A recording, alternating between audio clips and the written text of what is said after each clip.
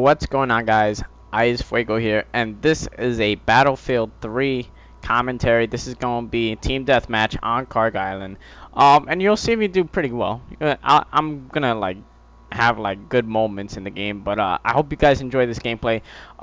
This commentary is not necessarily about Call of Duty Ghosts, obviously, because of Battlefield 3 gameplay. I mean, I know I've done Tekken gameplay and talk about COD, but this this commentary is going to be about Battlefield 4 and sort of like my expectations for it, and what I see in Battlefield 3 and hopefully in Battlefield 4 that I don't see in COD, but I can still agree with. So there's obviously Battlefield 4 is going to have a major step in in the, how you call it, the services that it provides, such as Frostbite 3, which is going to be the next step from Frostbite 2. It's going to be better graphics. It's already insane graphics right now, so you can imagine how great Battlefield 4 is going to be with the new engine that they're going to have, Frostbite 3. And my thing is, because the graphics are already so good, maybe what they're doing is reanimating, certain sequences like jumping or the explosives that happen, and what happens to buildings when they shoot at it. Like, maybe the textures of buildings will probably be improved, but I really don't see any areas for improvement in Battlefield 3 other than the way that it's played and the map design. What I do know is that the maps are going to be larger scale, obviously, because I think in yesterday's commentary I told you it was gonna feature maps that allowed up to 64 people to play, which is an insane number. It's an insane 32v32. That's kind of big. It's gonna have to be a really big map. You can't put them in let's call it Nuketown sort of map. I don't even think you can fit that many people in Nuketown. Everybody would have like 5 square feet to run around, and then that's it. It would be a bloodfest. You would have to have something like obviously Caspian Border. Caspian Border could probably do it would do well with 32v32, but it's still a pretty small map.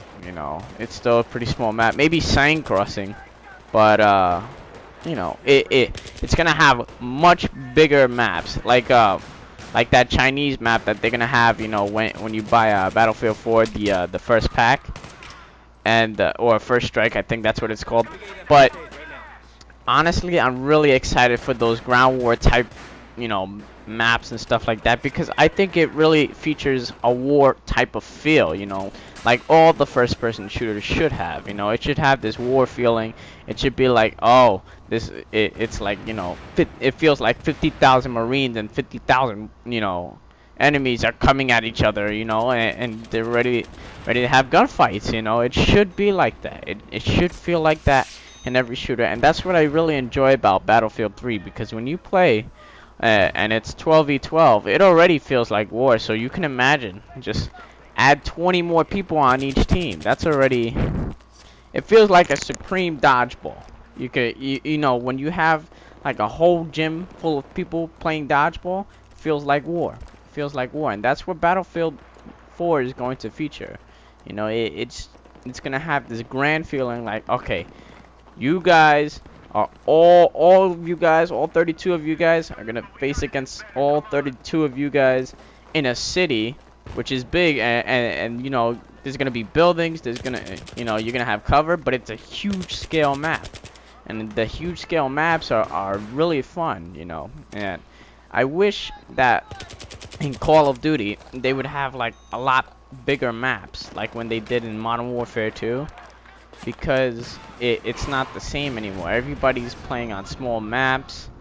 Black Ops 2 got ridiculously small maps. So does Modern Warfare 3, and it's like you see too many corners. You want to see the open area. And that's something that's sort of missing. It's a missing hole in Call of Duty. But anyways, back to Battlefield. You know, when and the customization of the guns, because you know, when they balance it, when you choose your weapons, you get a scope, you get a primary, you know, attachment, and then a secondary attachment.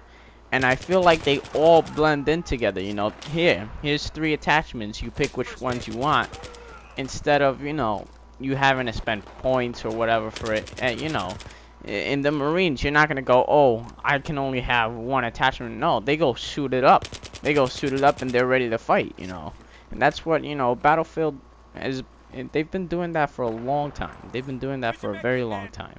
So another thing that I really like about Battlefield 4 is, you know, the realism of using vehicles. And I love the vehicles in the game. I think the BTRs and the aircraft, especially the Viper are very realistic, you know.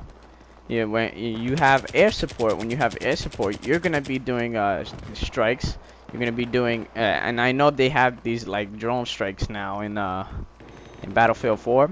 I think that's what it is. But anyway, they're gonna, you know, you're not gonna walk in just like have 32 people, you know, running around. You're gonna have air support.